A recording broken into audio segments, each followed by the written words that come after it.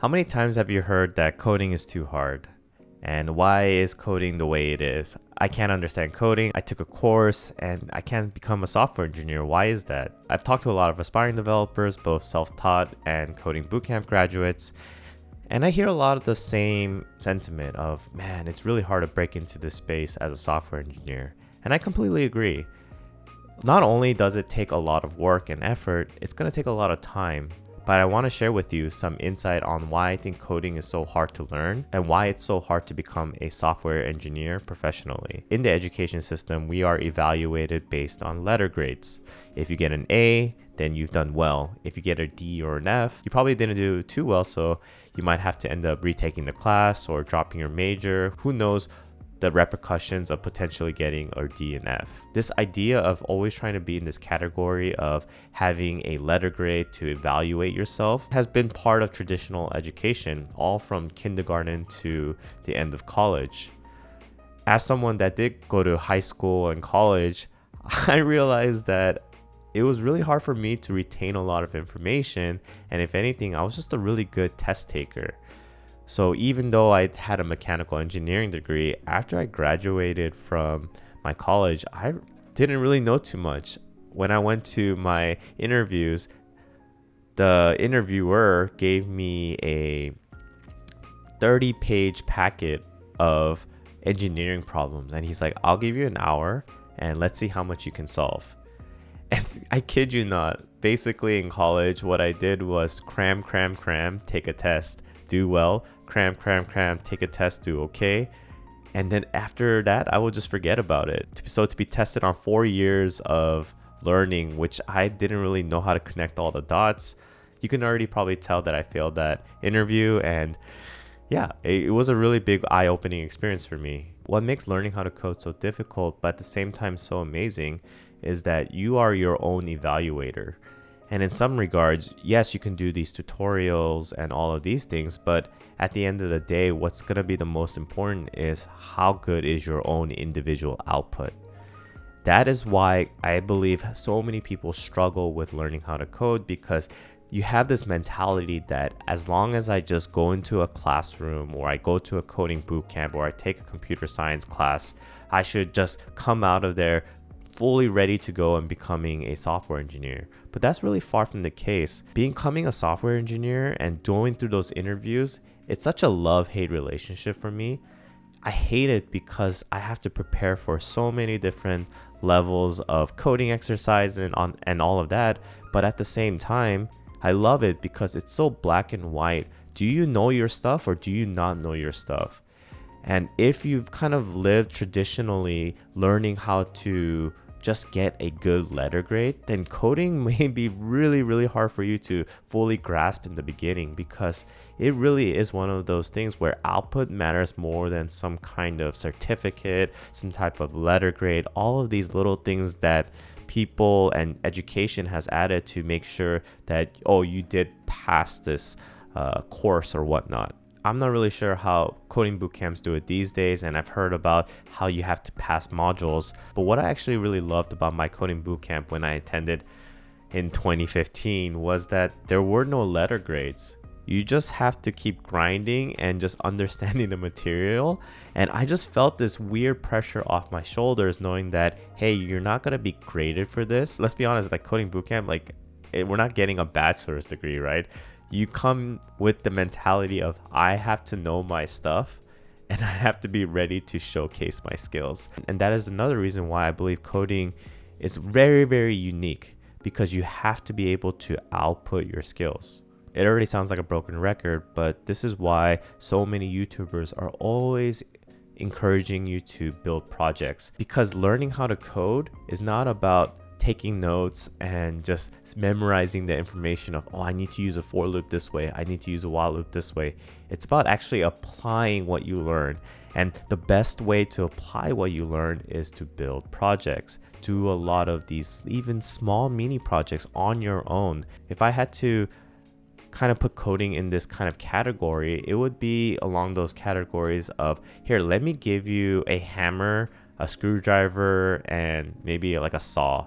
Can you make me a table? In this case, the hammer, the saw, the screwdriver are all just utility tools for you to build that final product. So maybe the hammer can be a map function for all these arrays. The screwdriver is an API for all the string prototypes, and then the saw is something else. I mean, I'm just making things up at this point, right? But the final product itself, which is the table, is going to be your website.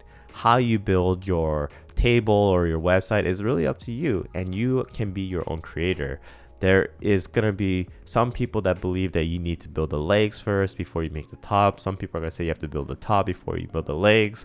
Some people are so focused on the legs, they're going to make sure that you use the right type of wood. All of these little things that you're thinking about for the table is kind of very similar to the web. And going into a classroom, and yeah, you can learn how to build a table, but if you're not actually building the table with your hands, and in this case, if you're not building a website with your hands and writing code using the hammer, I'm sorry, I'm just keep going back and forth, but you get my point, right? Building a table is hard because I don't actually know how to build a table. Maybe one of my subscribers do. But if you want to really be good in your craft, you have to learn by doing. And that's why it's really hard for a lot of people to register in their heads like, hey, I just finished a coding course, or I finished a coding tutorial. Why can't I become a software engineer now? There's no finish line when becoming a software developer. It's this never-ending journey. And I always say this never-ending Rubik's Cube, but it really is this never-ending journey of learning a lot of new technologies and whatnot. I'll have to admit, I don't actually know a lot of things. As a front-end developer, there are a lot of holes in my game as well, with back-end technologies, handling infrastructures, DevOps, and that's okay. I put a lot of effort in my coding journey to focus on front-end technologies and whatnot, but that doesn't necessarily mean I can't study these other types of technologies. And actually that's kind of what I'm doing now, which I find super fun, and I'm so glad I'm in a situation that I can do it. I want to encourage those of you that are learning how to code, try to break out of the mold of starting and finishing. There's always going to be a start, but the finish is kind of never ending. I myself, 6 years into coding, am still learning so many different things. I get cases of imposter syndrome. I go through a lot of different stuff, ups and downs. Sometimes I feel very accomplished because I learned this new technology and I killed it. Sometimes I feel on a very, very low because this is so new to me. I've never seen this before.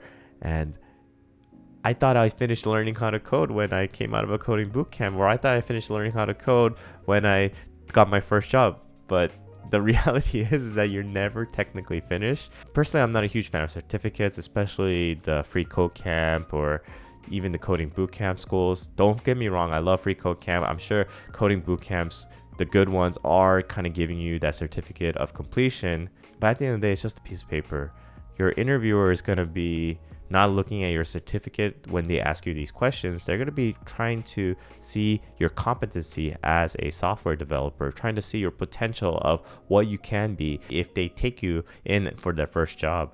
So try not to be so focused on just completing in your software journey. Be more focused on learning by doing. Figure out on your own pace, hey, do I understand these concepts? Maybe I don't, but I'll keep moving forward. But just keep in mind that this will also be important.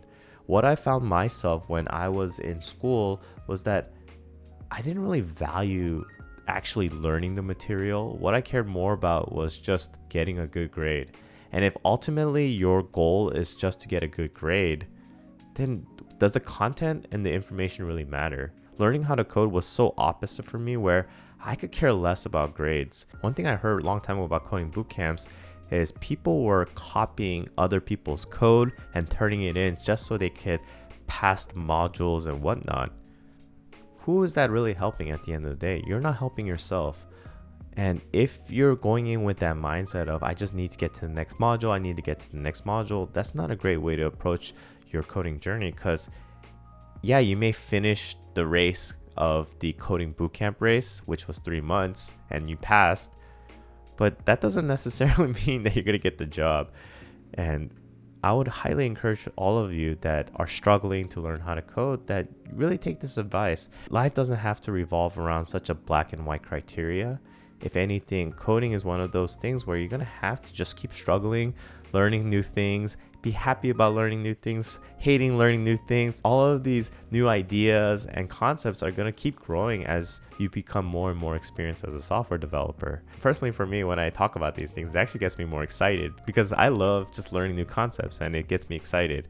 So I would encourage you to have a curious mind. Don't feel like coding is just one of those things where once I finish the course, I'm going to be a software engineer. You have to be able to apply what you've learned, build projects, keep coding, and just know that this is kind of like a lifetime journey that you're going to be going through. So don't look for that letter grade, look to master a certain craft. I hope this was helpful for any aspiring developers, and if you have any techniques on how you learned how to code better, please let me know in the comments below. I'll see you in the next video.